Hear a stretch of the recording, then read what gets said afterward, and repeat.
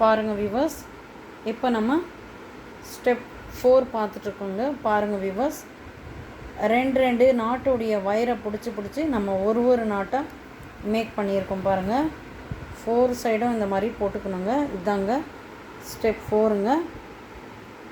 Step 1 பார்த்தீங்கன்னா 8 அடியில் 28 wire cut பண்ணிக்கணுங்க. Step 2 பார்த்தீங்கன்னா இந்த ரன்னிங் வயர் வச்சு நம்ம பேஸ் 8 வரிசை போட்டுக்கணுங்க. ஸ்டெப் 3 பார்த்திங்கன்னா அதே ரன்னிங் வயர் வச்சு நம்ம ஏணிப்படி முடிச்சு கொண்டு 5 வரிசை போட்டு முடிச்சுக்கணுங்க. அப்புறமா ஸ்டெப்பு 4 பார்த்திங்கன்னா இந்த ரெண்டு நாட்டு இங்கேருந்து பாருங்கள், ரெண்டு நாட்டை பிடிச்சி நம்ம இந்த மாதிரி நம்ம நாட் போட்டு வந்துடணும். ஒவ்வொரு நாட்டை மேக் பண்ணி போட்டு வந்துடணுங்க. இதுதாங்க ஸ்டெப் 4ங்க. ஸ்டெப் 5 பார்த்திங்கன்னா ரைட் சைடு போகிற வயரில் பீட்ஸ் கோத்துட்டு அது நெக்ஸ்ட் வீடியோவில் நாங்கள் ஸ்டெப் 5 பார்க்க போகிறோங்க.